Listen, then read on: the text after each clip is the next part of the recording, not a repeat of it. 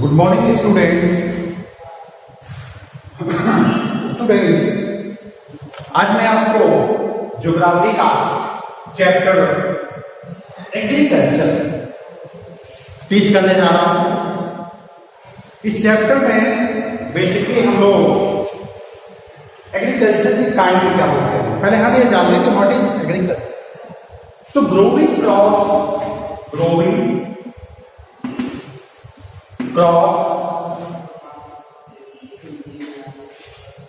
on a large scale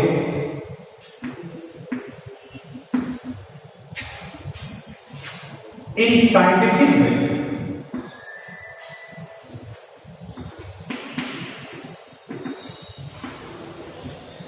is called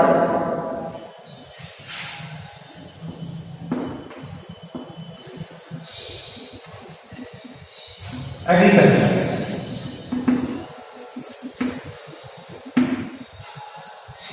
देखिए, crops को बड़े पैमाने पर उगाना कैसे उगाना, साइंटिफिक वे में उगाना।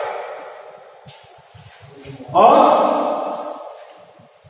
ग्रोइंग क्रॉप्स हम ये कह सकते हैं कि growing crops is a science और आर्ट। ये साइंस या आर्ट भी हो सकता है जिसमें हम हस्बेंड्री भी शामिल करते हैं।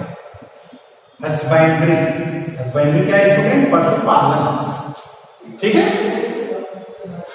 तो इस तरह से हमारे कंट्री में नियरली 2/3 पॉपुलेशन क्या करती है? क्रॉप्स को उगाती है। मतलब ये हुआ कि ज्यादा से ज्यादा लोग किसमें लगे हुए हैं? फार्मिंग में लगे हुए हैं, एग्रीकल्चर में लगे हुए हैं। अब स्टूडेंट हम आपको बताएंगे कि how many kinds of farming कितने तरह से होती है। एक होता है फर्स्ट प्रिमिटिव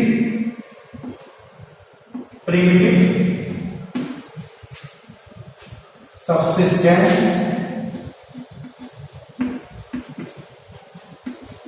फार्मिंग। अब आपको इसके बारे में बताऊंगा कि प्रिमिटिव सब्सिस्टेंस फार्मिंग क्या होती है। स्टूडेंट आपने सुना होगा कि एंशिएंट टाइम में लोग किस तरह से एग्रीकल्चर करते थे। मतलब जब पहले के समय में लोग एग्रीकल्चर करते थे, जब ना तो साइंस ने इतना इन्वेंशन किया था, ना तो इतनी तकनीकी आई थी, ना तो इतना एजुकेशन था। तो ऐसे समय में लोग प्रिमिटिव सब्सिस्टेंस फार्मिंग करते हैं। इसको हम कह सकते हैं एंशिएंट फार्मिंग। इसको क्या कह सकते हैं? Ancient farming. क्योंकि एंशिएंट फार्मिंग में इसलिए कह रहा हूं कि इसमें जो मेथड होता था ये टोटली एंशिएंट होता था, यानी कि बहुत प्राचीन समय में खेती की जाती थी, उसको हम एंशिएंट फार्मिंग कह सकते हैं। इसमें एंशिएंट टूल्स यूज होते थे। ऐसे टूल्स, वेरी सिंपल टूल्स या एंशिएंट टूल्स, प्राचीन हथियार औजार, या हम कह सकते हैं जो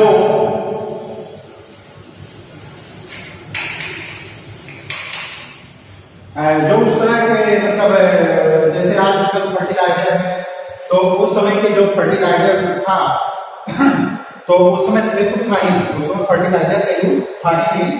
उस समय जो है कुछ औजारों को, जैसे हल हो गया, देसी हल हो गया, और बैलों से खेती करना, और फिर गोबर की खाद मैन्योर का यूज करना, तो इन सारी चीजों का यूज करके लोग प्रोडक्शन करते हैं। इसमें समस्या ये थी कि जो सीड होता है वो बहुत ही क्या था? एंशिएंट था। मतलब एक ही सीड को सो मेनी टाइम क्या करते हैं, बहुत कई बार लोग उसको बोते थे, और प्रोडक्शन क्या था? Very low production. मतलब खाने तक हो पाता था कि नहीं हो पाता था, मुझे लगता नहीं है कि खाने को पूरा पड़ता होगा। इस प्रिमिटिव सब्सिस्टेंस फार्मिंग को हम स्लैश एंड बर्न फार्मिंग भी कह सकते हैं, और इसको जो है झूमिंग फार्मिंग भी हम कह सकते हैं। स्लैश एंड बर्न का मतलब होता है इसको मैं लिखता हूं स्लैश एंड बर्न। इसमें ऐसा होता था, इसी फार्मिंग में आता है कि लोग जो है जंगलों को काटते थे और जंगलों को काटने के बाद उसे जलाने के बाद फिर उसमें क्या करते थे, फार्मिंग स्टार्ट करते थे। लेकिन सवाल यह है कि फार्मिंग करने के बाद उस लैंड को छोड़ दिया जाता था कुछ समय के लिए, ताकि उसकी जो फर्टिलिटी है वो ऑटोमेटिक जो है वो रिपेयर हो जाए, कंपनसेशन हो जाए अपने आप। तो इस तरह की जो खेती होती थी, जो पुराने बीजों को लेकर की जाती थी, जो ना तो उसमें पेस्टिसाइड यूज होता था, ना तो हर्बिसाइड यूज होता था, ना तो H1 variety seeds, high variety seeds, H1 seeds भी उसमें यूज नहीं होते थे। तो ऐसी फार्मिंग को हम लोग कहते थे सबसिस्टेंस फार्मिंग। अब इसके बाद इसका जो सेकेंड नंबर है उसको मैं आपको बताना चाहता हूं। देखिए जरा, सब्सिस्टेंस फार्मिंग को आपने समझ लिया। इसके बाद था इंटेंसिव सब्सिस्टेंस फार्मिंग। वो प्रिमिटिव सब्सिस्टेंस फार्मिंग था, अब है इंटेंसिव सब्सिस्टेंस फार्मिंग। अब प्रिमिटिव सब्सिस्टेंस फार्मिंग को आपने समझ लिया, जिसको एंशिएंट फार्मिंग कहते थे, जिसमें प्रोडक्शन कंट्रोल था, कोई टेक्नोलॉजी नहीं थी, कोई फर्टिलाइजर नहीं था, कोई मैन्योर नहीं था, सॉरी कोई फर्टिलाइजर नहीं था, कोई मशीनरी नहीं थी। लेकिन इसमें क्योंकि देखिए एंशिएंट टाइम में जो पॉपुलेशन वो धीरे धीरे ग्रो कर रहे हैं। भाई जब पॉपुलेशन धीरे धीरे ग्रो करेगी तो प्रोडक्शन क्या होगा, इंक्रीज होना जरूरी है। अगर पॉपुलेशन ग्रो कर रही है, पॉपुलेशन ग्रो कर रही है, प्रोडक्शन क्या होना चाहिए, इंक्रीज होना चाहिए। भाई लोगों के ताकि खाने के लिए पर्याप्त मात्रा में अनाज मिल सके। तो धीरे धीरे जैसे जैसे टेक्नोलॉजी डेवलप हुई, टेक्नोलॉजी के डेवलप होने के साथ साथ क्या हुआ, एंशिएंट फार्मिंग या प्रिमिटिव सब्सिस्टेंस फार्मिंग को लोग छोड़ते हैं। फिर किसको लोगों ने अपनाया, इंटेंसिव सब्सिस्टेंस फार्मिंग को लोगों ने ध्यान दिया। इसका जो उद्देश्य था, getting more and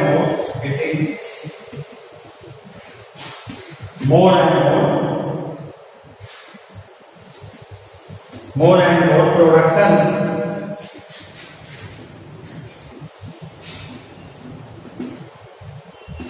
by using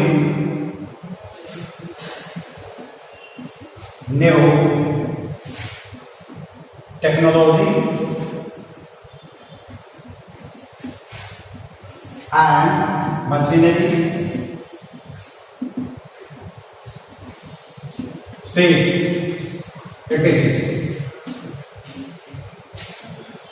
intensive subsistence farming आते आते ज्यादा से ज्यादा टेक्नोलॉजी का विकास हो गया, डेवलपमेंट आ गया टेक्नोलॉजी में, और इसका जो उद्देश्य रहा वो प्रोडक्शन ज्यादा से ज्यादा बढ़ाना, नई टेक्नोलॉजी का यूज करना, मशीनरी का यूज करना, सीड का यूज करना।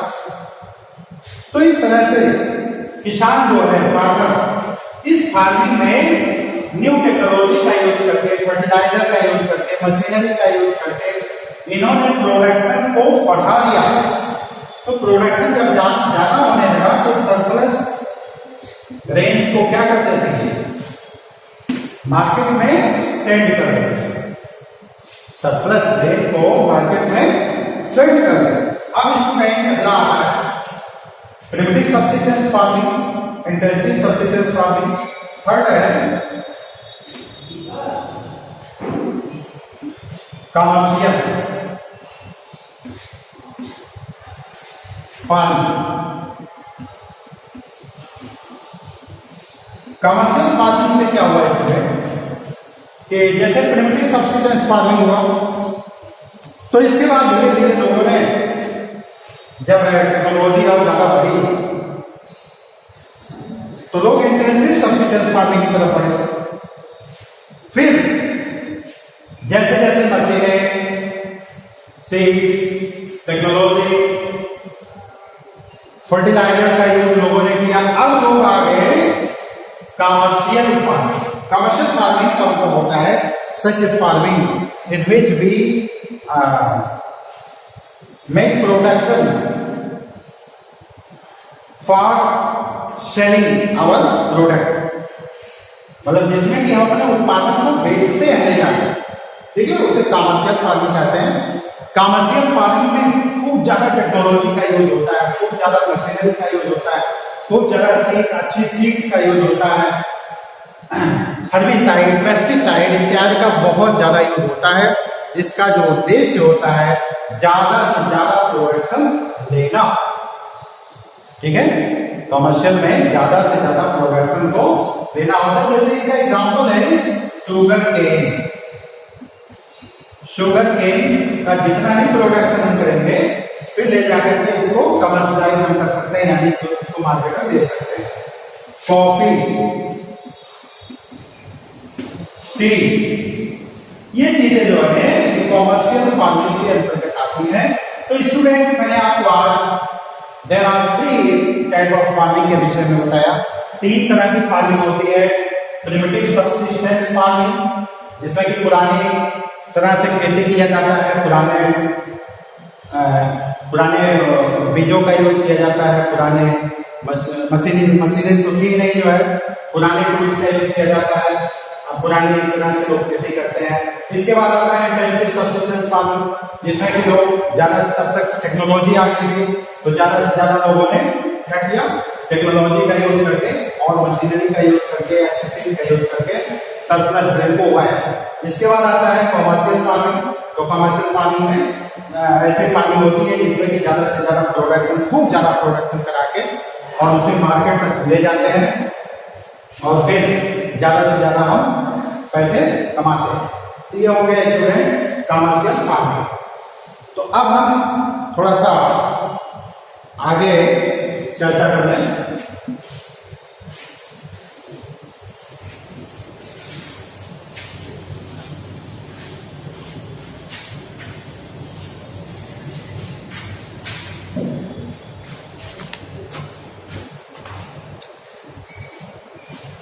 Cropping pattern.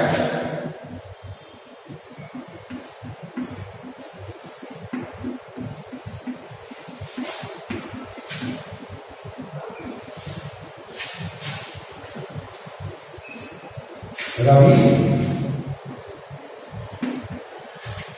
खरीफ,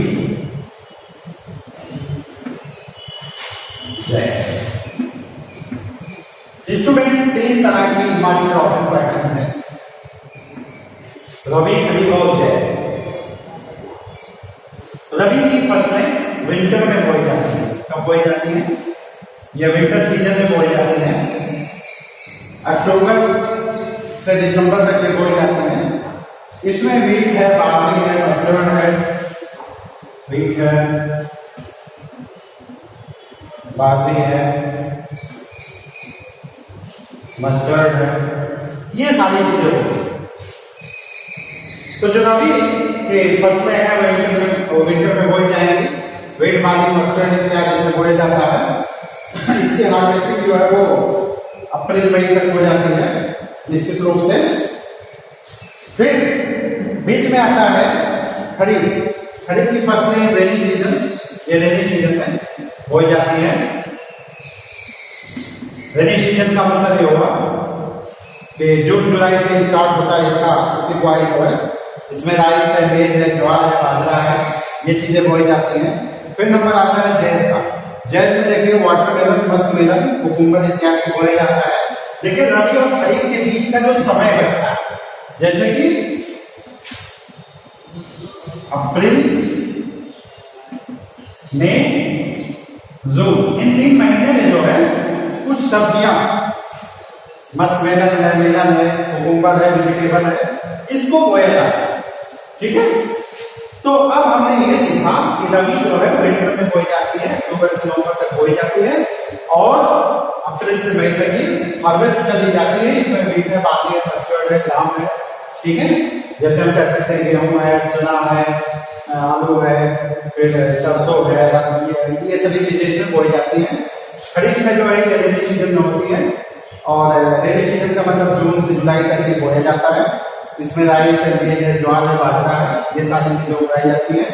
दोनों के बीच का जो समय होता है, जैसे जेठ है, जेठ की फसलें उगाई जाती है, अप्रैल मई जून तक ये अप्रैल में बोई जाती हैं, मई जून तक ये चलती हैं, जून में हार्वेस्ट हो जाती हैं। इसमें मेलन है, वाटरमेलन है, कुकुम्बर है, वेजिटेबल है, और भी जो चीजें हैं वो उगाई जाती हैं। इस तरह से जो क्रॉपिंग पैटर्न है इंडिया का वो चलता है रबी, खरीफ एंड ज़ैद। ठीक है, इसको आप अच्छी तरह से अपने एनसीईआरटी में देख लेंगे। स्टूडेंट्स, मैं अगले वीडियो में फिर आपको और भी चीजें जो बची हुई हैं उसको लेके आऊंगा। Thank you.